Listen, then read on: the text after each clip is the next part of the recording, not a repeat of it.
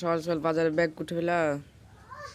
উঠে বাবা এই যে নানা বাজার করে নিয়েছে। আসসালামু আলাইকুম, কেমন আছেন? আশা করি সবাই ভালো আছেন। কি কি দরকারে?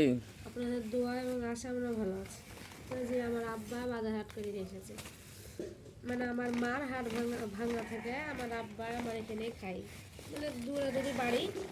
তা মনে করেন আমি কাছে কী করে এবং কষ্ট হলো আমাকে রান্না বান্না করে মানে দিয়ে পাঠাতে হয় আমার ছেলের হাত দিয়ে। তা আসলে আমাদের হাতের অবস্থাটা খুবই খারাপ। সামনের সপ্তাহে বাজার করেছিলাম, এই বাজারটা করতে পারিনি।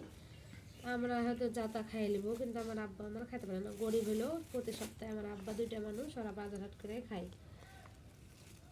তো জি আজ আমার আব্বা যে পটল, ফুলকপি আর এই যে পাতাকপি আর এই যে এখানে আলু নিয়ে ওই যে আজ বাজার করে দিয়ে গেল।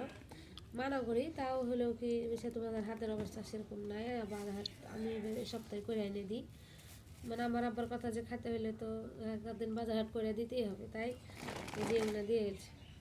আমার আব্বা যে বাজার হাট করা দিয়ে গেছে তরকারি পাতি কেনা, তো কেমন হয়েছে অবশ্যই জানাবেন।